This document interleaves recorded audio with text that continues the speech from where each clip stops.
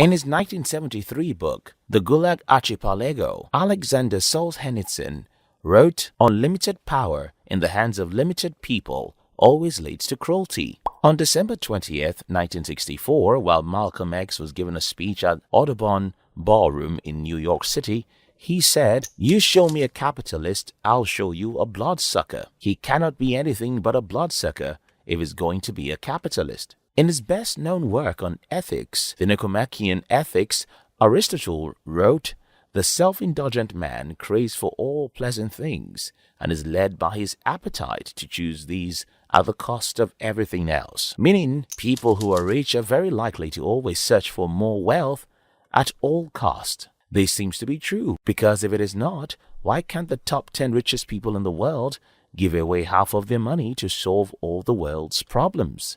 Let's go ahead and solve world hunger. This will cost around $30 billion US, but can be done. Is that not going to be a great thing to do? Well, unfortunately, it will be a bad thing to do, for a few reasons.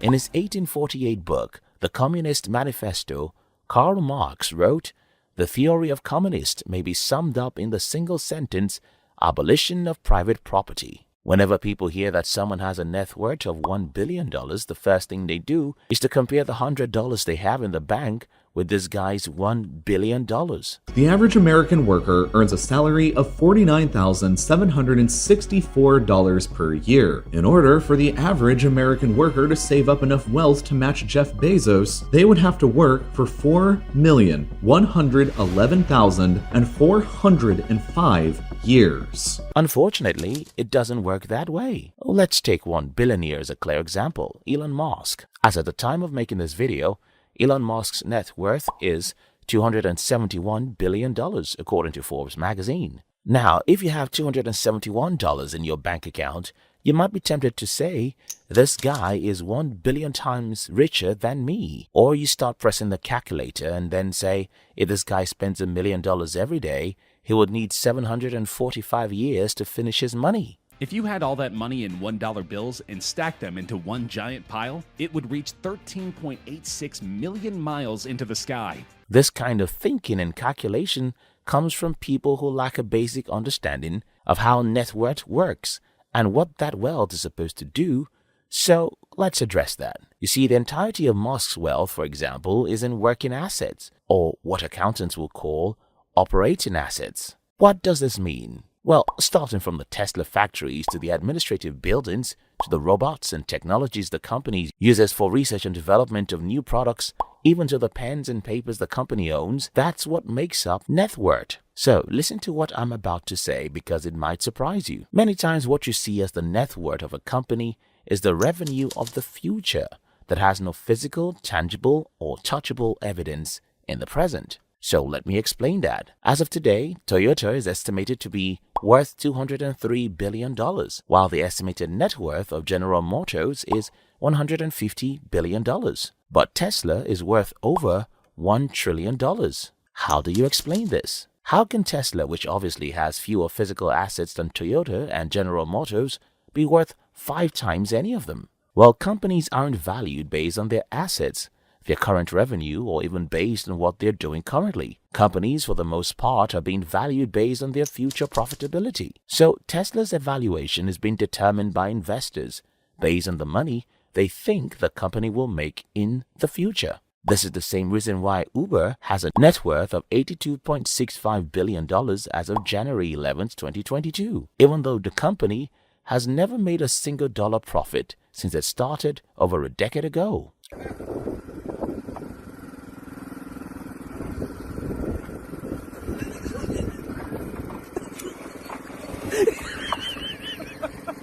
So, let's make a few assumptions here. Let's say Tesla is a private company and Elon Musk wants to give all of his money to the poor. What is he going to do? He is going to sell the company, right? But he has to sell it to somebody. Who? Who has enough money to buy such a company? And if there's anyone that has such money, it simply means another billionaire to be hated by the anti-billionaire movement. Now, let's consider another side to this question.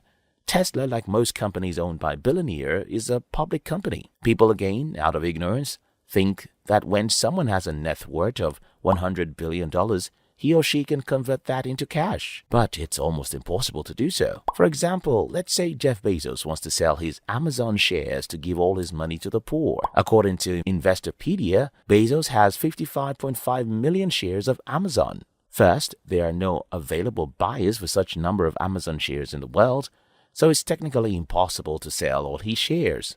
Now, let's say he wants to be selling bit by bit. Well, the first day CNBC publishes the news of Jeff Bezos selling 10% of his Amazon shares is the day Amazon's entire net worth will start crumbling.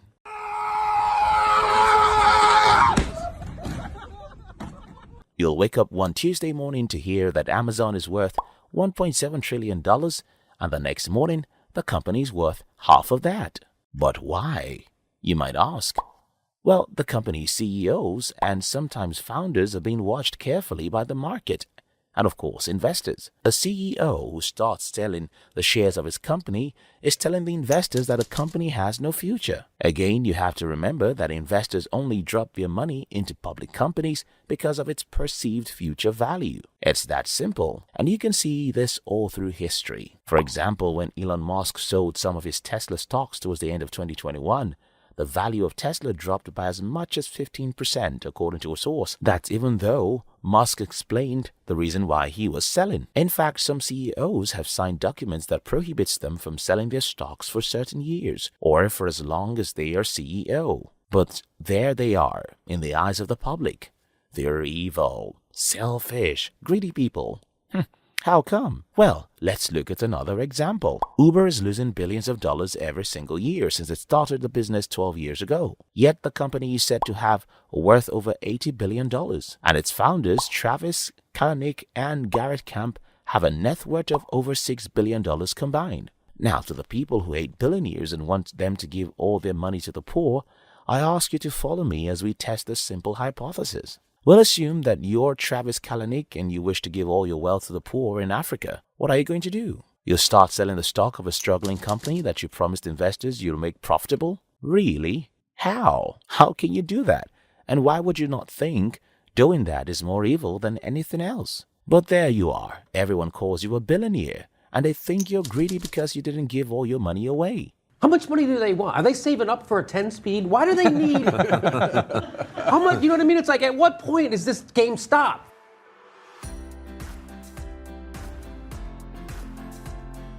So far, I have proved to you that the rich don't have as much cash as we show on calculators. But let's see this argument from another angle. 51% of Americans make less than $30,000 a year, 78% live paycheck to paycheck, 40% can't afford a $400 emergency, and 6 multi-billionaires have as much money as a combined 3.5 billion people. Let's say we can easily convert a net worth of someone worth $10 billion into cash. What do you think is the best thing to do with that money? You have two options. A, give the $10 billion to the poorest people in the world. B, start a new business. Which option do you think will better benefit the world? Well, of course, start a new business. And now someone says I'm evil or greedy. But here's the thing, businesses are the only way the world becomes truly richer. For example, when you hear that someone has a net worth of $5 billion, what you must understand is that oftentimes 95% of that money is in operating assets, working every minute to make society a better place. You're watching this video on YouTube, for example,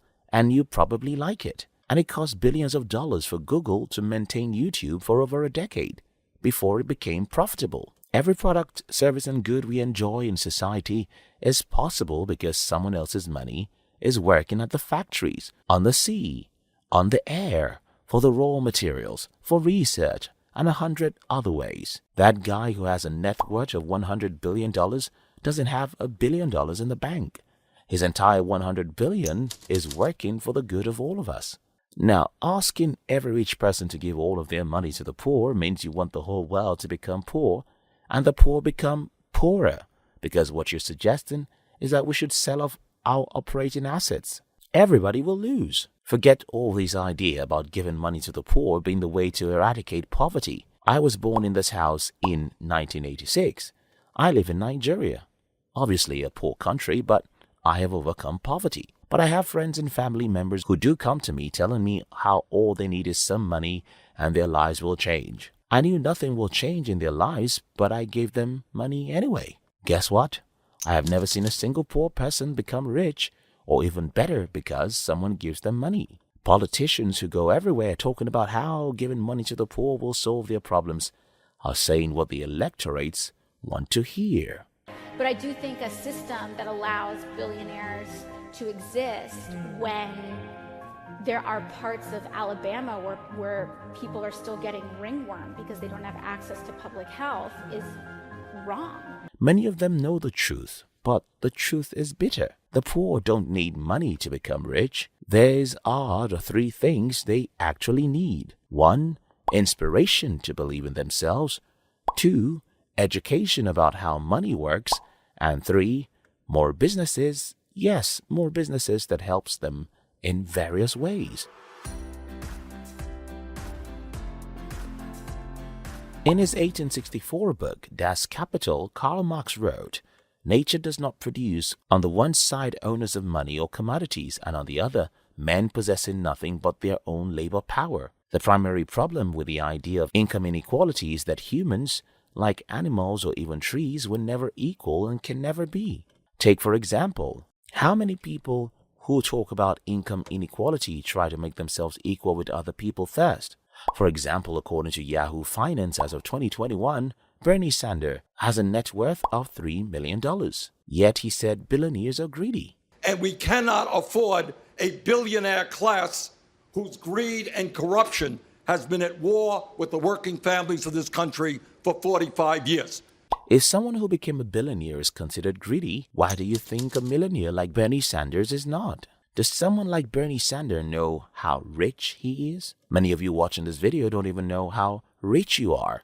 So let me show you. According to this publication by Chicago Tribune, 71% of the world's population has less than $10,000 as their total net worth. I have no doubt that most people watching this video have more than $10,000 as their total net worth. That means you're richer than 71% of the world's population. So if you want to talk about income inequality, why can't you suggest that we start from you, even if you're only richer than 10 people? Someone like Bernie Sanders is richer than 99% of the world's population, but he only sees the people who are richer than him as the problem. We should call it envy, but these days, nobody wants to confess they're envious of others. In his 2012 book, Why I Hate You and You Hate, Joseph Burke wrote, "I think that envy is to modern times what sex was to the Victorians, an obsession best forgotten, denied, or avoided." The 20th century Russian philosopher Alexander Solzhenitsyn said, "Human beings are born with different capacities.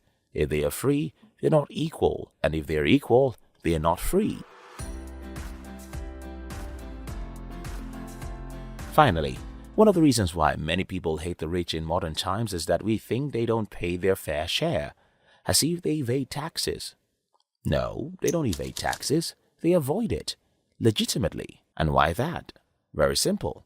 Different countries have different laws deliberately designed to encourage people to invest their money and keep that money working in the economy. As I have proved to you, we need operating assets to remain wealthy as a society. Many tax laws all over the world simply encourage more and more operating assets, and that's a good thing for all of us. Why do you want us to reduce the operating assets? Why do you think the government should have more resources than the people who use such resources to benefit all of us? Well, the government of your country doesn't think so. So in conclusion, in his 1882 letter about the peculiar Marxism which arose in France, Karl Marx wrote, "If anything is certain, it is that I myself am not a Marxist." As I conclude this video, I tell you, if anything is certain, it is that I don't think capitalism is perfect. Neither do I think every billionaire is a good man. But like Reza in the story I told you in the first part of this video, we need the billionaires in society, and we shouldn't hate them for giving us so many operating assets, which are useful for the good of all of us. Thanks for watching.